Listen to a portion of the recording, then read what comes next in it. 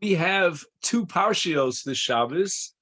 I'm going to focus on Achrei most, the first of the two. And if we have a little time at the end, I'd like to talk to you a little about Kedoshim. And the part of Achrei most that intrigues my mind the most is the part about Yom Kippur. And this parsha is the parsha of Yom Kippur, especially the Yom Kippur of the Beis HaMikdash and the avoda on the service of the Kohen Gadol.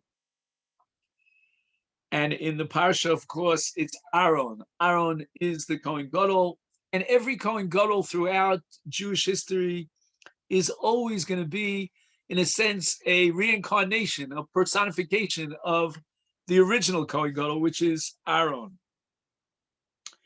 We're going to go through some of the psukim tonight in Perek Tez Zayin of Sefer Vayikra, and we'll begin at the beginning. The Torah reminds us that after the death of the Bnei Aaron, God turns to Aaron through Moshe, and he says, these are the words in Pasuk Beis, V'al yavo b'chol eis el hakodesh, translated as, and he shall not come at all times into the holy. And it sounds like he is enjoined from entering into the Kodesh Kadoshim. The holy means the Holy of Holies. And how is Aaron allowed to enter into the Holy of Holies on this day of Yom Kippur, one day of the year?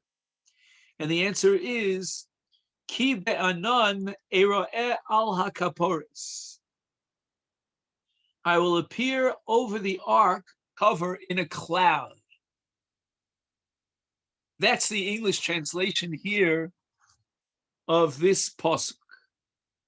But we should realize that the translation of this pasuk was a subject of great debate that divided the Tzdukim and the Prushim. The Tzdukim, in English known as the Sadducees, disagreed with our rabbis, the oral law, the Torah Sheba'al Peh Chazal, about how to interpret this pasuk. They understood, according to their interpretation, that the cloud in this pasuk refers to the very smoke, the pillar of smoke that came out of the incense. And therefore, when the pasuk says, Ki be'anan era'eh hakapores, it meant to say that God will appear as soon as they burn the incense, and they have to burn the incense, then go into the Holy of Holies, and then God will appear. So the cloud has to be there before the Kohen Gadol enters into the Kodesh Kadoshim. And Chazal interpreted this pasuk in a different way. When it says Ki be'anan era'eh hakapores, the anan is not a reference to the pillar of smoke that comes out of the incense, but rather to the Shekhinah, to the divine presence. And the pasuk is telling us that as a result of the divine presence, which is enveloped in a cloud, you're only allowed, permitted once a year to enter, and in order to bring the fire in the Kodesh Kadoshim, in the Holy of Holies, so that whereas the Tzukim would have the Kohen Gadol place the Ketores on the coals and have the pillar of smoke go up before he entered into the Holy of Holies, according to our interpretation, our tradition of Chazal, he, the Kohen Gadol, enters holding the pan of coals in his right hand, holding a large spoon with the Ketores in his left hand. He would enter into the Ketores. He would place the gecholim, the coals, on the ground, on what's called the Even HaShasiyah, a special stone, which Chazal say was 3 handbreadths wide. It was very relatively narrow. And then he would pick up the pan with the coals inside the Kodesh Kadoshim, put the Ketores inside on top of the coals, and then the pillar would go. And as a result of this contention about how to interpret the avoda of the Torres, there was a situation that went on for centuries during Bayis Sheni, where they didn't know whether the Kohen Gadol was going to do it the right way, the way we interpret it through Chazal, or like the Stukim. And therefore, they would impose an oath on the Kohen Gadol, and the members of the court, the highest court of Israel, of Bezdin, would administer this oath, and they would make him swear that he, the Kohen Gadol, would do it the way Chazal taught it, and not deviate and do it the way the Stukim had it. And after this shvuah was taken, the Kohen Gadol would break out in tears because they suspected him of being a Stuki. And the Bezdin broke out in tears because they suspected an honest, innocent person. That's called hachoshed b'ksherim, somebody who suspects someone who's a kosher. And all this was against the historical backdrop of this dissension. And basically the Tzdukim looked for every opportunity they could find to undermine the interpretation of the Torah Sheba'al Peh of Chazal. Very often, they tried to show up Chazal and indicate that the psukim in the Torah contradict what Chazal taught in Torah Sheba'al Peh. But basically, this was a deviant group that rejected Torah Sheba'al Peh. For us, Torah Sheba'al Peh is essential. It's not something that we can question. It is critical to our service of Hashem. And we say that there are two Torahs, not just one Torah. And the Torah Sheba'al Peh is the way that we see Torah Shebechsav. So we interpret the Torah based on the oral tradition, and the avoda of the Kohen Gadol requires that he go into the Kodesh Kodashim on Yom Kippur. He's got both the coals in one hand in a pan called a machvas. He's got a kaf and Ketores in the other hand, and then in the Kodesh Kodashim, he's going to burn the Ketores. What is it about the week before Yom Kippur that engages the mind of Chazal? The first Mishnah in Masechta Yoma, and this is a week of quarantine. For 1 week, the Kohen Gadol was brought into a special chamber in the temple called the Lichkas HaFarhedrin, and for 1 week, he was trained day after day, preparing himself for the very complicated avoda of Yom Kippur. The Gemara records two answers, two divergent opinions as to what is the source and the basis, the origin for this quarantine of a week. According to Rabbi Yochanan, we derive it from Miluim. The Torah tells us at the end of Sefer Shmos that Aaron and his sons were called upon for 1 week before Rosh Chodesh Nisan. Rosh Chodesh Nisan was the day of Hakamas HaMishkan. It was the first day that the Mishkan was up and running. And for a full week before that, the Kohen, meaning Aaron, Ubanov, were taken away from their homes. They took up residence in the area of the Mishkan, and they prepared themselves, trained themselves in the avoda, so that on that opening day of Rosh Chodesh Nisan, a week after training, a week after quarantine, they would be proficient at doing the avoda. And Rabbi Yochanan says that so too, every Kohen Gadol in preparation for Yom Kippurim has to be quarantined, separated for 1 full week before Yom Kippur, going over, being taught, being trained to do the avodah on Yom Kippurim, which, as we said before, was very, very complicated. Especially the most complicated of all the avodas was Aktoras, Lifnai v'Lifnim, inside the Holy of Holies in the Kodesh Kodashim. Now, according to Reish Lakish, Rabbi Yochanan is mistaken. The source and the basis for the quarantine of the Kohen Gadol 1 week before Yom Kippur is not the Miluim, but rather we derive it from Moshe Rabbeinu. Moshe Rabbeinu at Har Sinai took a period of time in which he was separated. He was enveloped in a cloud, a mystical cloud of glory. And this put Moshe Rabbeinu into a mood of solemnity, of humility, of awe and respect, so that now Moshe Rabbeinu, after that period of time, was ready to go up to Har Sinai to receive the Torah itself. And Reish Lakish says that just like Moshe Rabbeinu had to quarantine in order to enter into the Machne Shechina, as the Gemara calls it, the campment of the Almighty, of the presence of God, so too the Kohen Gadol, who's about to enter on Yom Kippur into the Kodesh Kadoshim, the Machne Shechina, he too must first quarantine himself.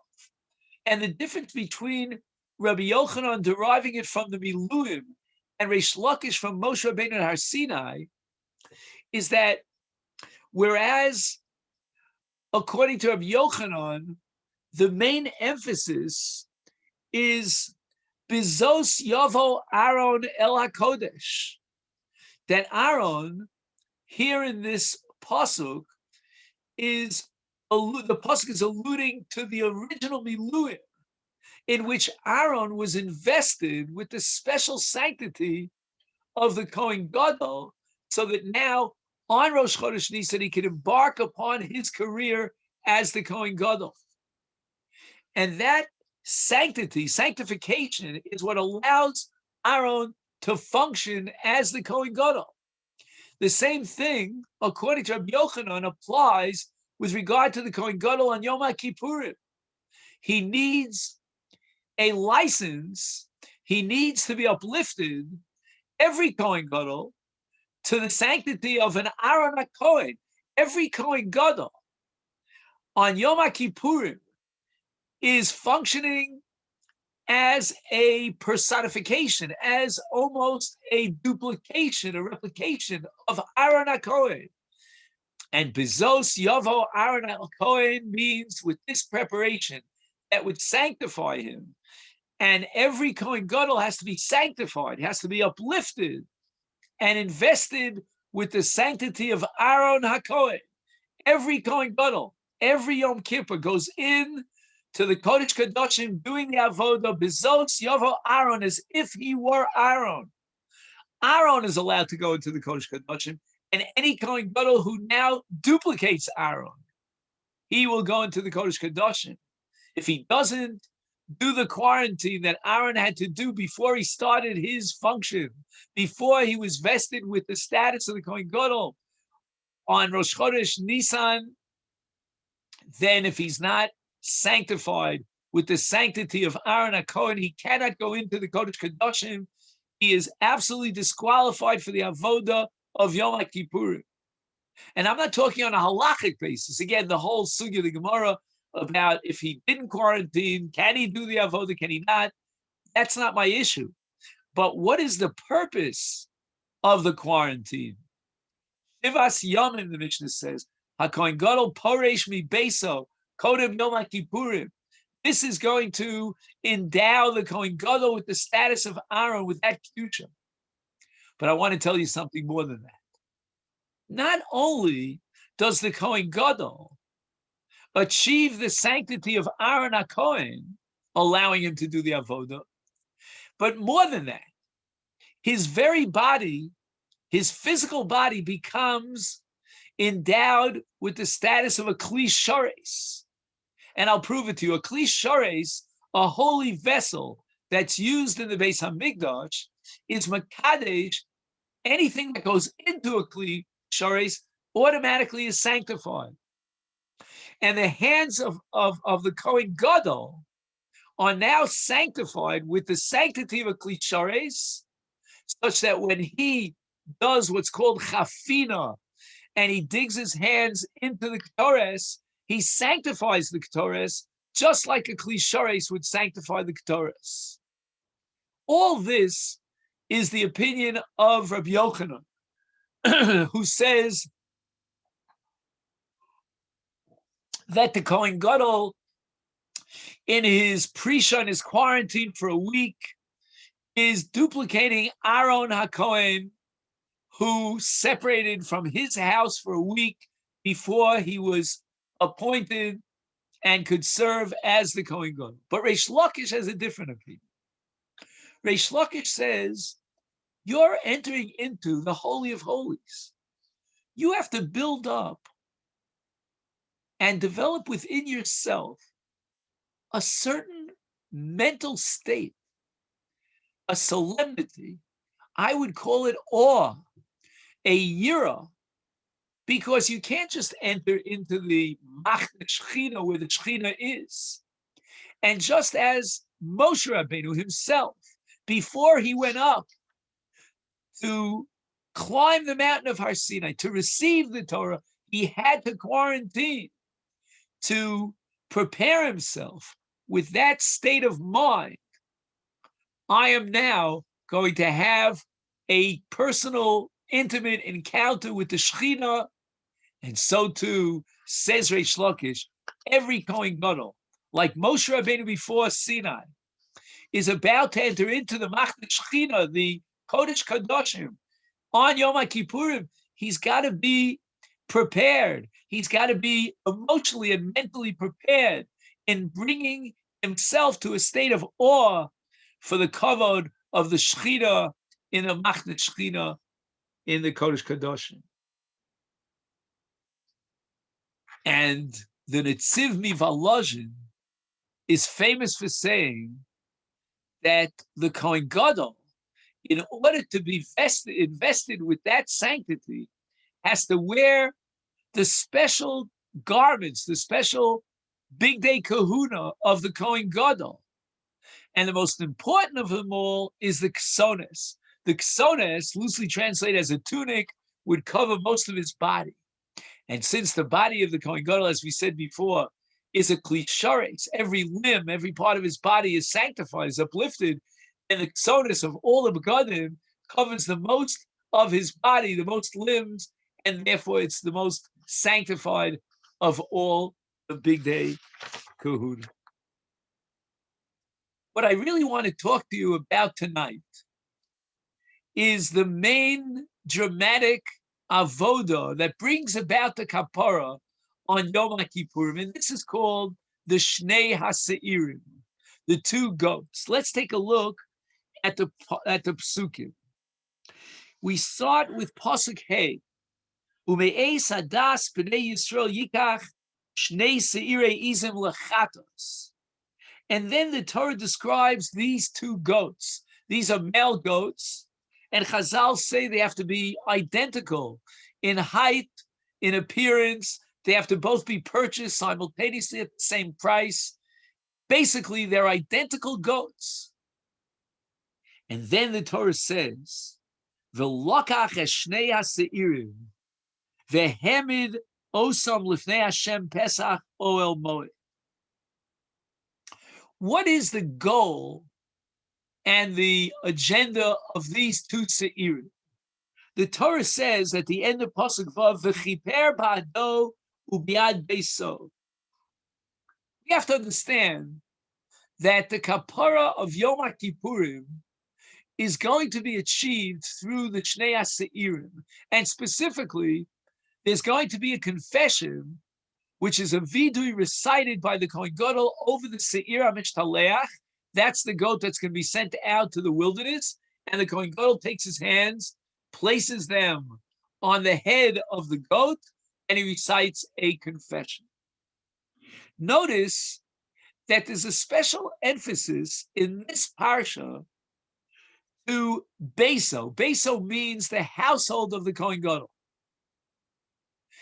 And when I say the household of the Kohen Gadol, I want to tell you something that I heard from my father, the name of my grandfather, Reb Chaim. Reb Chaim used to say that without a household for which the Kohen Gadol, or towards which the Kohen Gadol, or maybe I'll say it on behalf of which the Kohen Gadol brings a kapara and he recites vidu, the Kohen Gadol cannot serve as a Kohen Gadol. What do I mean? Chazal tell us that there's an amazing chapter in Zechariah Hanavi, in which Zechariah Hanavi prophesizes about a certain man, a Kohen Gadol by the name of Yoshua. And at the time that the Jewish people came back from Bavel after the end of the exile of Bavel, and they came to Eretz Yisrael to build the second Beis HaMikdash, this Yoshua served as Kohen Gadol. And Zechariah Navi warns him, and he says to him that many of the people who are coming from Bavel are married to non-Jewish women, and they have to divorce their wives. And why is this so important to be told to the Kohen Gadol? Reb Chaim used to say that if the Kohen Gadol, heaven forbid, was married to a non-Jewish woman, his children would not be able to achieve the kapara of Yom Kippur. Keep in mind, the act of marrying a non-Jewish woman was, in a sense, an act of defiance. It's almost like kfira, like denial of the Torah that God gave us. And therefore, since the Torah says, "V'chiper bi'ado u'bi'ad beso," and if his bias represents children and others, grandchildren, who went astray completely from the Torah, if they didn't divorce their spouses, then they would not be included in the kapara, the atonement of Yom Kippur, because this act of marrying out of the faith is a wanton rejection of Judaism. And therefore, the Kohen Gadol has to understand that if he wants to bring a korban on their behalf and achieve atonement on their behalf, if they don't divorce their non-Jewish wives, then the kapara will not be meaningful for them. And not only that, the Kohen Gadol himself, if he was married to a non-Jewish woman, heaven forbid, he would not be qualified to bring the avoda, to do the avoda of Yom Kippur, because he cannot bring kapara for his own children. And the Torah says, "V'chiper ba'ado bi'ad beso." But now I want to get to the most important pasuk, in my opinion, in this whole parsha. And that's pasuk ches. V'nasan Aaron al shnei asirim goralos, goral echad l'Hashem v'goral echad la'azozah. This is the famous parsha of the lottery, in which they brought the kalfi, a kind of a receptacle, and they wrote on parchment, one note said Lashem, the other said Lazozah, and they mixed them together in this kalfi. The Kohen Gadol had in front of him two goats. As I said before, they're identical. One would be designated Lashem as a korban shebifnim that would be brought like any other seir lechakos, and the other was a korban that was sent la'azozah. We'll see what that means. Which goat would be designated for Lashem? Which one for la'azozah? For that, we needed a lottery. And after the lottery, once the Kohen Gadol had specified and singled out the goat that would go la'azazel, he would then, as we said before, resting his hands on the head of the goat, he would recite the vidui, the confession for all of Israel. Now, what is inherent in this concept of a lottery? There's got to be a symbolic meaning here on a deeper level of the lottery.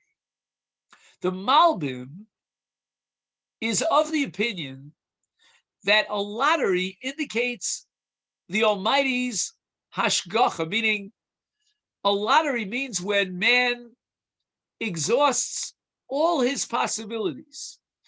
He has no way of making the right choices. He needs a lottery. These two seirim are identical. And lest one think that the lottery is just a chance, happens by chance, the Parsha tells us no. The lottery comes from Hashem. What happens here is that God Almighty is going to decide which sa'ir goes where, which is Lashem, which is Lazos. And the message here is that we should not say, well, there are things beyond our control, beyond our koach asiyah, and they belong to chance, just accidental chance. No, anything that goes beyond our asiyah comes under hashgacha, it comes under divine providence. And that's the symbolism of the lottery. I would agree with the Malbim that the lottery does represent an element in human existence that's beyond our control. That for sure. But my humble opinion is that the idea of a lottery is an embellishment of the vidui of the confession. Here we come on Yom Kippurim and we beg and we ask Hashem to please forgive us and grant us atonement. What right do we have to do so? After all, if we sinned, we should be punished for our sins. Why should God alleviate the severity of our crimes, our violations, our iniquities, and grant us, out of his divine compassion, atonement for our sins? And the answer is, in that element in our existence called the lottery element, here we recite our confession and we say to the Almighty, our sins should not be viewed, should not be classified as, heaven forbid, deliberate violations of the will of God. There are certain experiences, there's an element in the very embedded in the very essence of our lives that is a gorol experience. Things that happen to us. We call them destiny. They're out of our control. It's an intrusion into our lives from the unknown. Things happen in our existence that are totally irrational. And they thrust us into a situation of confusion, of darkness. And when that element of the irrational, which is metaphorically represented by the gorol, by the lottery, enters into our lives, then we deserve, hopefully, divine compassion and kapara, because we say to Almighty God, these are difficult challenges that we don't succeed in overcoming and successfully doing. That's what the lottery is all about. Every man in his life confronts the irrational element. I remember when back in the days of the studies of Greek philosophy, they spoke about the irrational. In mathematics, which was the key to success in the academies of Plato and Aristotle, when they discovered the irrational number, which is a number that goes on endlessly, they kept it secret. They didn't want to reveal that irrational, but yet there is something in our very existence that's irrational. That's the lottery. That's the inability of man to decide and discern the difference between one sire and the other. They're both identical. So how do you choose one over the other? It's all a matter of the intrusion of the unknown, the irrational, and that's what, in a sense, mitigates on our behalf and tells Hashem, of course, the Kohen Gadol, reciting the Vidu is representing us, but he is basically entering a plea on our behalf that we are compelled sometimes to act in a strange way, not out of a sense of defying God, heaven forbid, but because there are things and influences and forces that control our lives that are beyond our culpability. We are not guilty for them. And here are two identical goats, but yet their destinies are fundamentally different. One is Lashem and one is Lazos.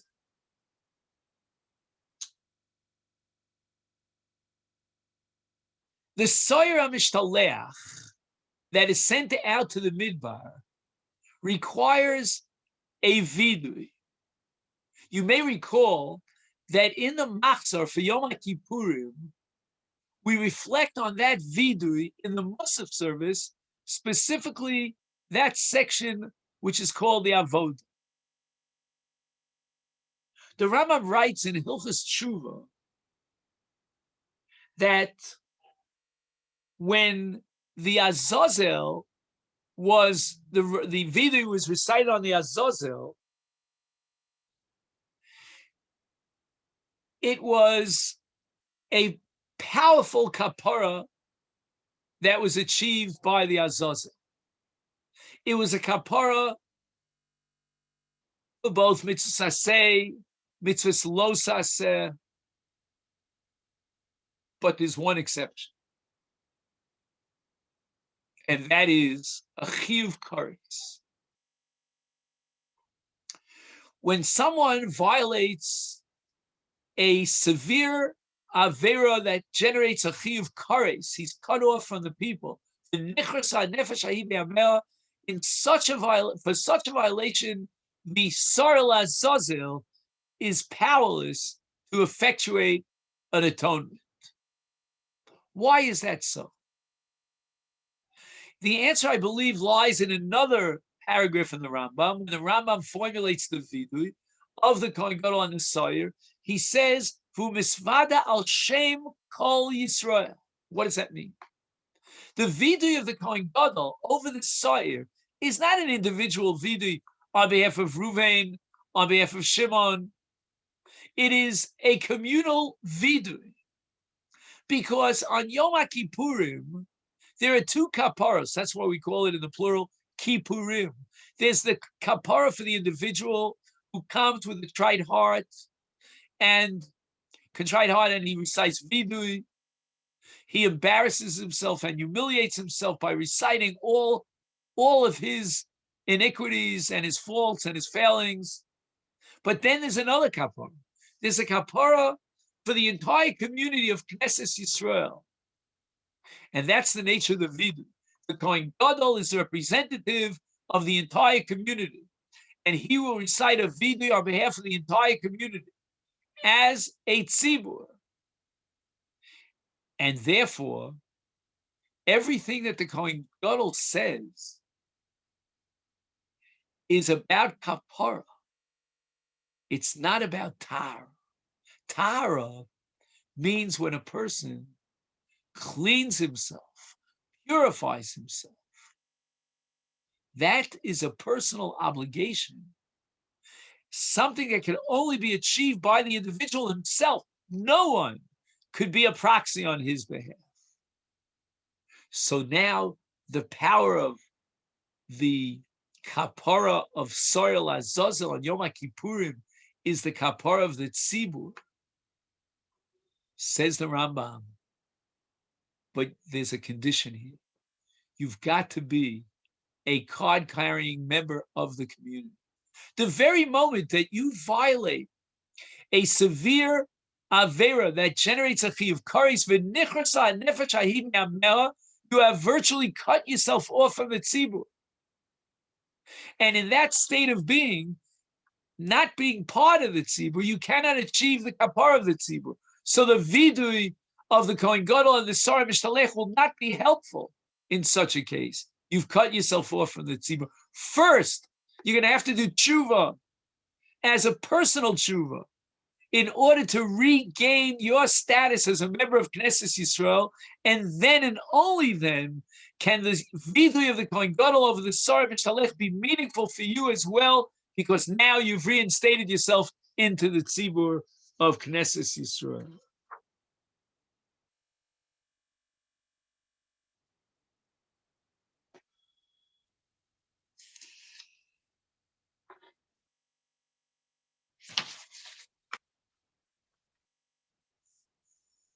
There's an amazing pasuk here in this parsha.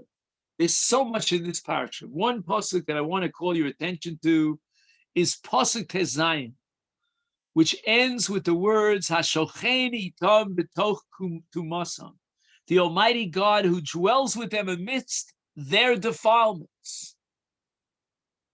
And this shochen, the verb shochen, the noun of which is shechina, is indicative of the fact that the Shekhinah never departs from Klal Yisrael, even b'toch tumasam, even when they are defiled. The Shekhinah, as you know, is in Lashon Nekeva. It's in the feminine grammatical form. A father will only go so far in terms of his care for his child. Imagine a young father with a little tot, a little child, and the father plays with the child, and he pinches the child, smiles, and everything is wonderful until the father realizes that the child has sullied his diaper. At that point, he calls his wife in, and the mother is going to change the child. The Shekhinah is like a caring mother, and even in our state of defilement, the Shekhinah is still connected to us and doesn't let go of that close, intimate relationship. On Yom Kippurim, that relationship expresses itself fundamentally in the avoda of the Ketores and the Sa'ir of the Midbar. I'd like to talk to you for a moment about the difference between the two Se'irim. We say that they're identical, and certainly on a physical level, they are identical. Same height, same appearance, purchased at the same price, but yet there are two very fundamental differences between the two Se'irim. One Se'ir is the Se'ir Lashem. And who is in charge of this Se'ir? Who will supervise the Hakrav of this Se'ir? It is none other than the Kohen Gadol. The Kohen Gadol, in a sense, represents man above time. He is not bound by the temporal limitation and restriction of time. The Kohen Gadol represents all the Mesores, all the generations. In a sense, he personifies tradition and eternity. The Saril Azazel, on the other hand, is supervised by an Ish Iti. What is an Ish Iti? The word Iti comes from the word ace. He's basically a time-bound individual. He's temporal. He's given a function, he's given a job to take this Sa'ir out to the Azazel. But his consciousness is totally dependent upon time. He's the Ish Iti. The Kohen Gadol, on the other hand, with the Saril Hashem, is above time. He represents infinity. And there's a second difference between the two goats. In the case of the Saril Hashem, it's brought into the Mikdash, into the holy. But in the case of the Saril Azazel, it's sent out to the Midbar, anything but a holy place. We have two dimensions here that are under our focus, and one is time, and the other is location, is space.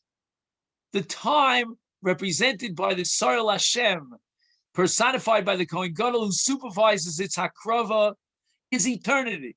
It goes above temporal time. It is not quantitative time, it's qualitative time.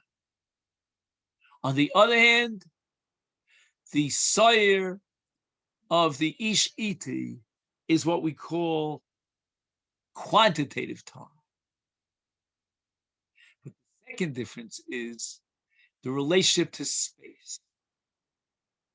The Kohen Gadol taking the Sar Lashem into the Mikdash represents the infinity of space, whereas the Ish Iti sending, as it were, the Sar Lazazil out into the wilderness represents the consciousness of space, the limitations of space.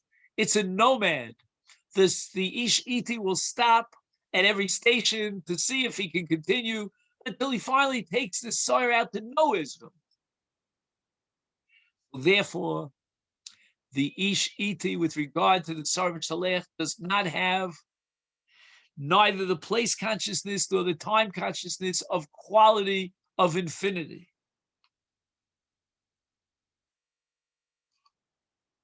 What is the meaning of V'chol Adam? This you'll see in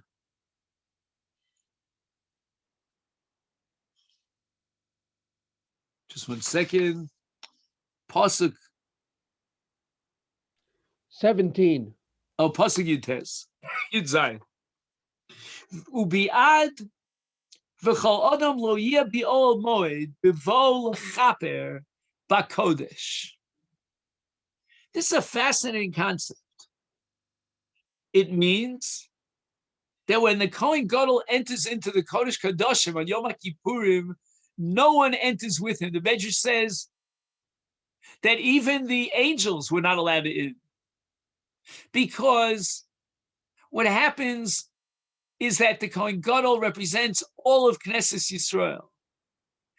And when he meets and encounters a Kodesh Baruch Hu once a year in the Kodesh Kadoshim, it is, as it were, the clincher of a marriage relationship between the Kala, Knesset Yisrael, and the Dod and the husband of HaKadosh Baruch Hu.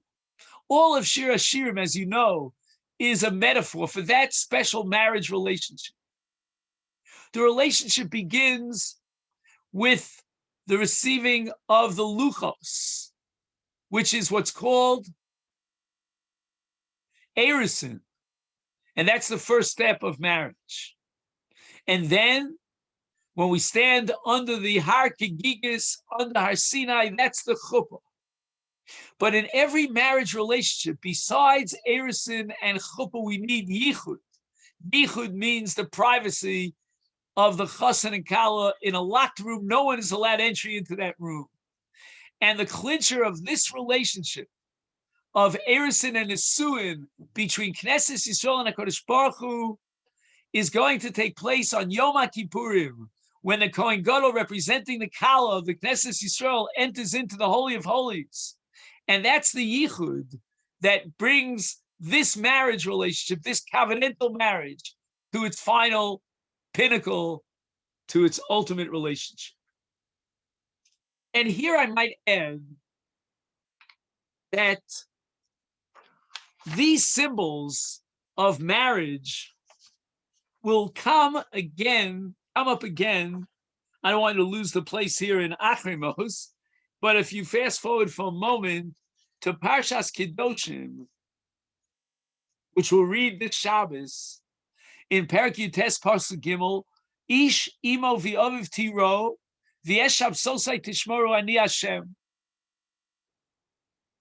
This is a three-part analogy. We have the Beis Hamikdash, we have the Shabbos, and we have the mitzvah of Kibud Av V'Em. And these three go together over and over again, reappearing as they were in one context, contiguous one to the other, throughout the Torah. What is the connection? Let's begin for a moment with the connection between Shabbos and Kibbutz Avayim. Halachically, the Gemara derives at the beginning of Yevamos and elsewhere from this hekesh that you don't override the Shabbos for the sake of Kibbutz Avayim. If your father needs you to roast a piece of meat for him, you cannot violate the Shabbos.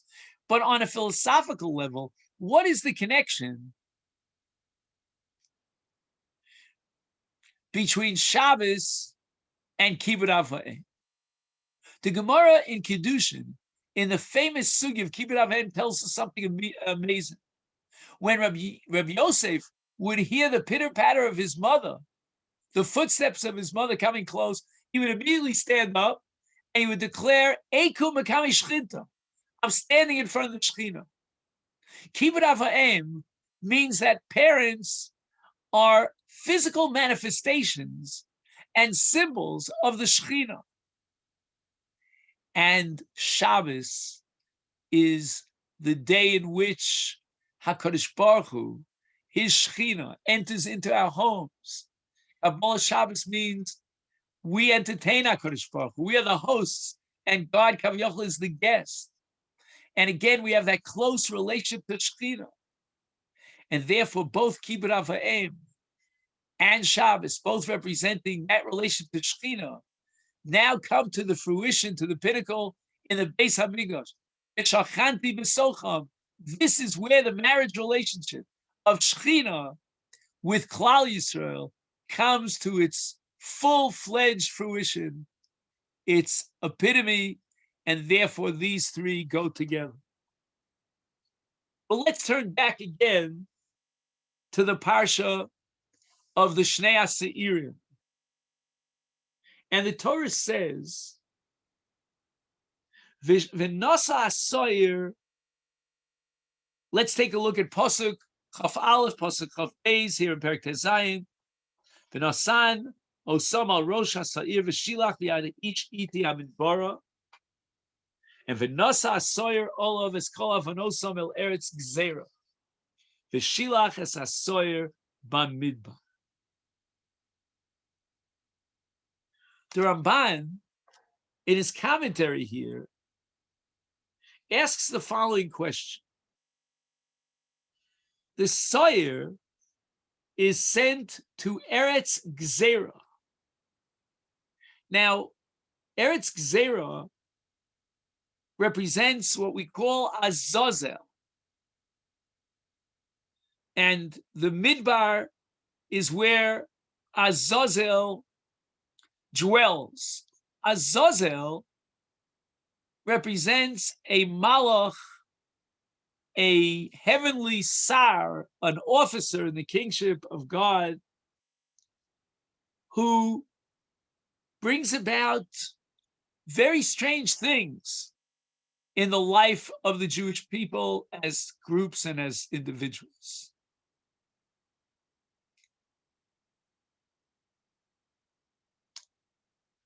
What's going on here? We send a Soyer to Azazel, to the Sar, which Chazal say represents, the Soyer is always representative of Seyar. Seyar is representative of Esav, the Sar of Esav, that bring about such evil. Why are we sending a carbon out to Azazel? The Ramban quotes Pirkei Rabbi Elazar that on Yom Kippur, we have to, in a sense, give a gift to Satan, almost paying him a bribe, as it were, in order that he cease and desist from incitement against the Jewish people. Because on the holiest day of atonement, if we allow the Satan to come on high, he will no doubt find and discover enough iniquities in order to bring about an indictment of Klal Yisrael. We need defense, not indictment. How do we achieve defense? So Ramban says that we bring a gift to the Satan. How can you bring a gift to the Satan? That doesn't make any sense. That smacks of avodah zarah. Says the Ramban, if HaKadosh Baruch Hu says, you know what, you bring me the carbon, I'll give it to the sire, so that we're really bringing it because of the command of God. What does this mean that the Ramban says we bring an offering to Satan? I would like to suggest, perhaps, again, this is called a chok, so we're only trying to find some sort of message here. We don't have today the ability to bring a carbon. Chazal at the end of Masechta Yoma ask, how can we achieve atonement today in the absence and the impossibility of bringing a carbon? And Chazal say, Yisurim mechap. Suffering is a carbon. That itself is a sacrifice that could generate and precipitate kapara and atonement. And when we think about suffering, we have to subdivide it into two different categories that are fundamentally different one from the other. There is suffering that's brought upon man against his will. Man faces all sorts of adversaries and difficulties in so many different areas of his life, whether it's health, whether it's finance, jobs. There are many situations which are brought upon man, thrust upon man, and that's Yisurim Machaper. But there are other Yisurim which are not thrust upon man, but rather man brings upon himself. Man by nature becomes so anxious, and these anxieties are all about insignificant things. Man comes with, in a sense, a warped sense of values, and he's running after his own tail, and he suffers so much as a result of his self-imposed suffering. He sees the negative rather than the positive. He gets depressed. He thinks that if he was defeated, he's a loser, and he constantly suffers psychological anguish as a result of what he brings upon himself.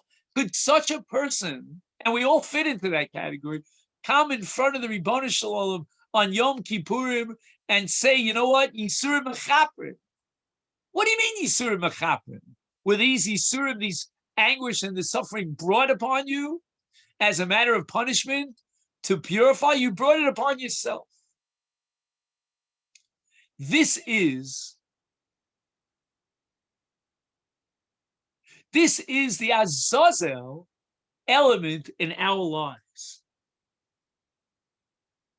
When man endures suffering for the sake of petty human cupidity, financial covetousness, craving for honor, and he experiences terrible feelings of loneliness, frustration, alienation, these are, in a sense, not punishments that are involuntarily brought upon man, but these are voluntarily brought upon himself. So man regrets on Yom Kippurim all that self-imposed anguish and suffering. And what he does is he offers a sacrifice to Azazel, to Satan. When he does Shuva on Yom Kippurim, Hashem says, you know what? All of that Satan that you brought upon yourself, all that Yisurim that was self-inflicted, I will accept that today as Yisurim Mechaper, as if this was suffering that was brought upon you involuntarily against your will. This is the sacrifice to the Satan. And if we succeed, then not only will the Satan desist from incriminating Klal Yisrael and prosecuting against them, he will become our defense attorney. And those Yisurim will be converted and transformed to Yisurim HaMachapim. The Pasuk says, V'shilach Es hasoyer bamidbar. Send off this goat to the desert.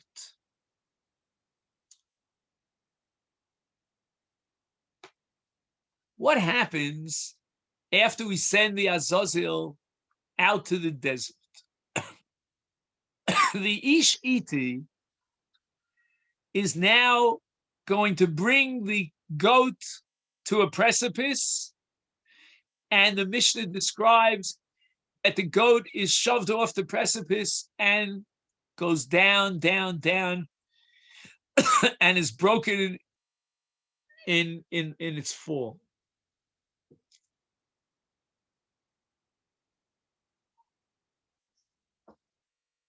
I've often mentioned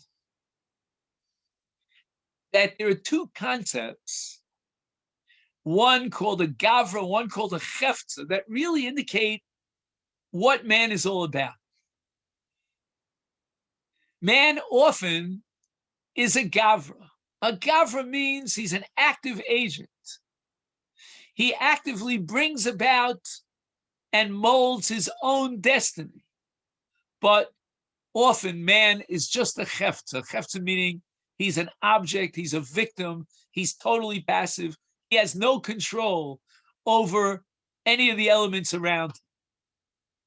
When Moshe Rabbeinu went up to the mountain, he was able to climb as a gavra with all his energy and his passion, overcoming difficulties. But when on his way down, he realized that he could no longer function as the shliach receiving the luchos on behalf of Klal Yisrael. He could not deliver the luchos. Lech reid. At this point, Hashem says to him, go down the mountain. You are no longer a gavra. And according to the Rashbam, at least, Moshe Rabbeinu at that point felt that the luchos were too heavy. He couldn't carry them. And they literally fell out of his hands.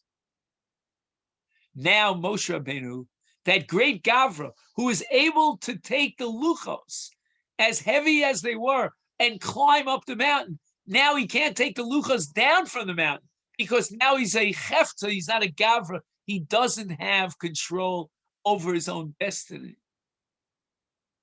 And the same thing applies to the two se'irim. One is a sir Lashem. The sir Lashem represents activism, represents power, represents the ability to mold one's destiny.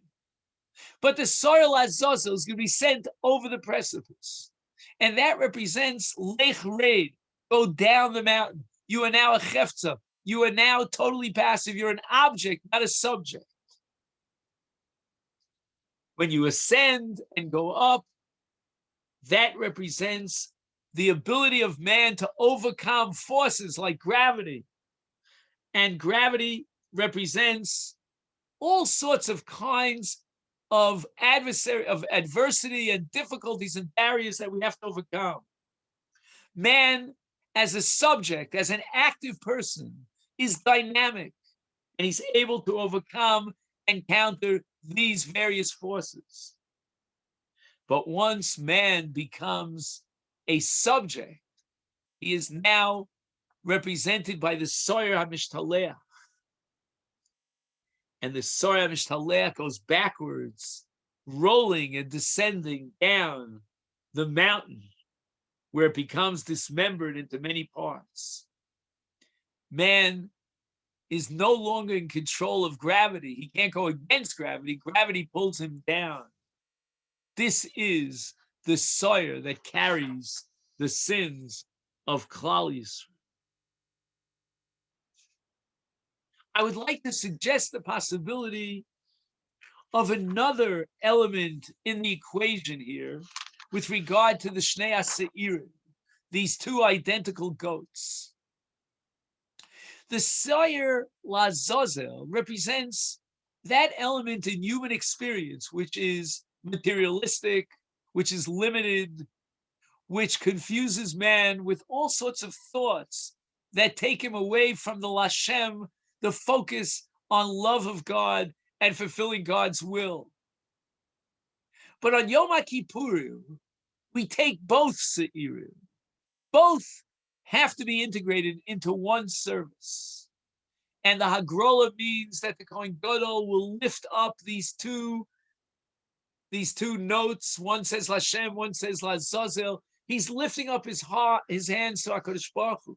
He's asking God, please guide me, open my eyes, invest me with the wisdom that I need to discern between Lashem and the other way around, and give me the ability to serve you with all my heart and with all my soul in a passionate way. And where are we on Yom Kippur? The Torah says, Ta'anu es nafsho seichem, afflict your souls, which means deny food, drink, other pleasures like anointing yourself with oils, washing your body, and so forth. And Chazal tell us that on Yom Kippurim, we're in a state of almost like the Malachi Ashares, an angelic state in which we are cut off, so to speak, from the physical reality, and we reach great heights. But it's all part of affliction. In fact, Rashi has sheds a very interesting light on what's called the sugya at the end of Yoma of Knivas Hayerek. Towards the end of Yom Kippurim, we permit preparing the food, cutting up the vegetables, etc., for the breakfast, the meal that we're going to eat after Yom Kippur, which is a very strange halacha Knivas Hayerek, because we don't allow preparing on Shabbos for Chol and not on Yom Kippur for Chol, but here we're allowed to do so. Rashi says, because we want to intensify our inui. We want to intensify that affliction by preparing the food and not being able to partake of it. That intensifies our state of inui. And I once heard a story told by a Jew when I was in Germany about someone he knew who was a guest on Yom Kippur in the house of Anshel Rothschild. And he spent Yom Kippur as a guest in that house. He davened together with Mr. Rothschild during the entire Yom Kippur service. And towards Mincha time on Yom Kippur, Mr. Rothschild, this is in Frankfurt am Main, invites him back to his home. So they have a break before Mincha on Yom Kippur, and they go to his house. He was amazed at what he saw in the house of Mr. Rothschild. The table was set beautifully with the finest silver, fruits, vegetables, everything you'd ever desire was on the table. But not only that, there was a cup and a bottle of wine. And Amshel Rothschild gathers together his whole family, and this rabbi, this guest, was amongst them. And he lifts up his cup, pours in the wine, and he's about to recite Kiddush. The rabbi is waiting to see what's going on here. He's about to faint. He never heard of such a thing. And Mr. Rothschild says, HaKadosh Baruch Hu today is Yontif, and we should be reciting Kiddush on Yontif. But we can't do so because you told us, and he puts down the cup. And then they go back to shul for the last segment of Yom Kippur.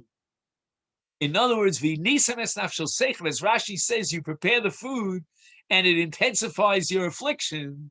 Here too, we intensify our affliction by seeing this beautiful Suda waiting for Kiddush.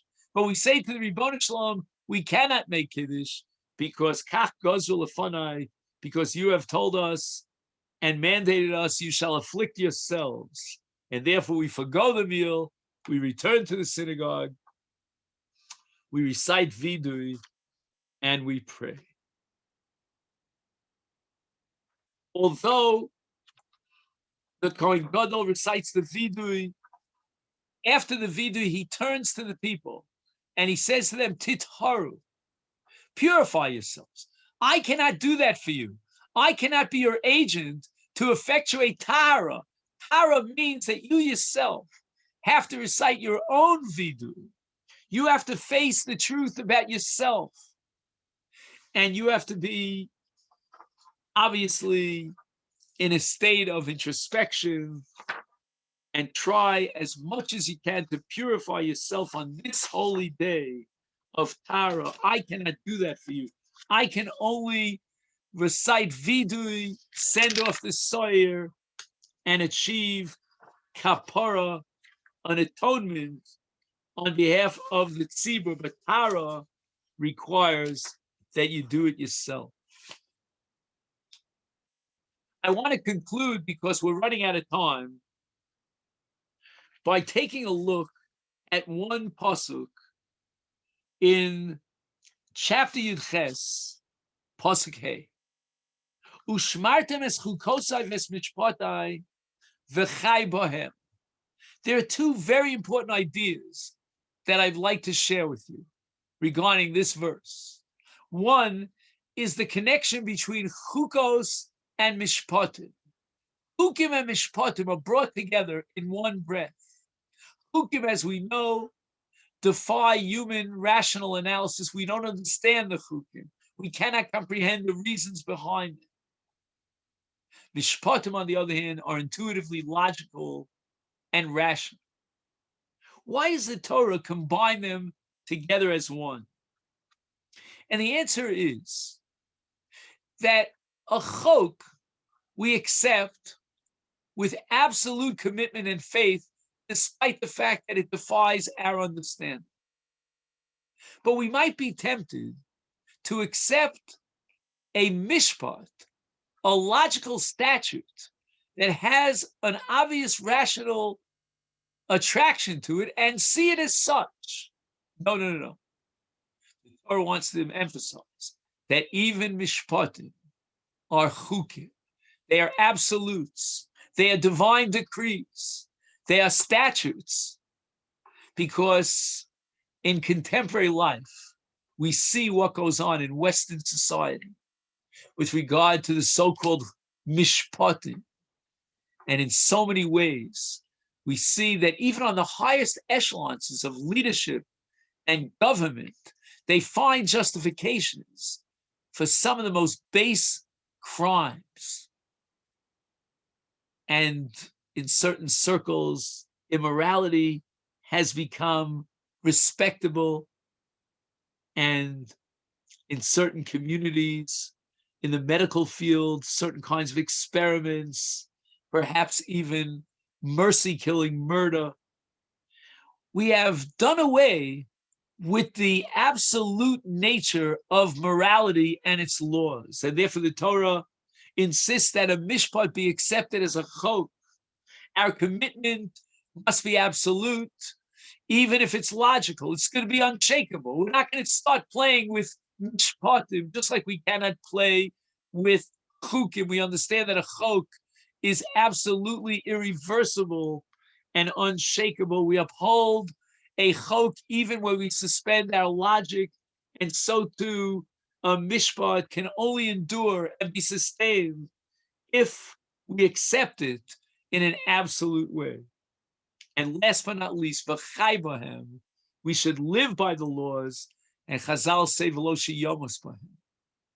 And my father told me that when he took the Rabbanis in Rasaim, which was a major community right near Slobodka and Kovna in Lita, he had a going off meeting with his father, Reb Chaim. And Reb Chaim said to him, I command you, as your father and as your Rebbe, to paskin as I do with regard to v'chai. Reb Chaim's opinion was that when someone is ill, and for example, on Yom Kippur has to eat, we don't have to look for ways of limiting the way that we violate. V'chai means that there is no Yom Kippur. You don't have to start measuring and eating and drinking less than a shear and so forth and so on. No. Reb Chaim says that when there's danger, No one feeds the sick who's in danger small amounts of food at a time, measuring the food. Rather, what we do is we give the ill a regular meal. And I command you, said Reb Chaim to his son, Reb Moshe, to follow my view regarding a sick person. And I published this in an essay called Halachic Man. This is indicative of the Torah's attitude towards human life. And in these difficult, troubled times, we cannot overemphasize the holiness and the supreme value of human life. And V'chai Bohem confirms that value. We are called upon by the Torah to take temporal life and elevate it to eternal life, to transform everything that's temporal into the eternal, to sanctify and elevate everything in life, health, well-being, both physical and psychological. I want to end by thanking everyone for joining me tonight and wishing you all a wonderful Shabbos.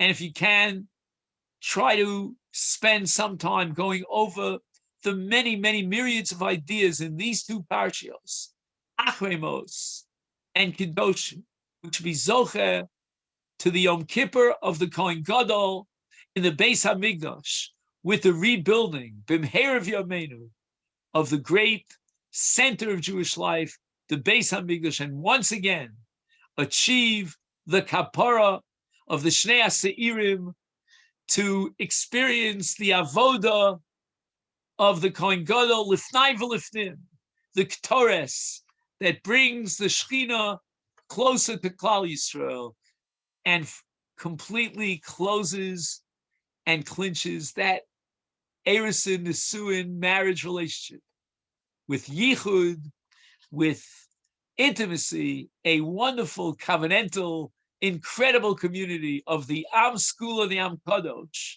of the Knesset Yisrael Lekala, with the Dod, with HaKadosh Baruch Hu, B'mheirav Yameinu, Keini Ratzon. Amen. Amen. Rav Berzon, did you mention about next week? Next week we have here, I mean, you'll have to come in from San Diego.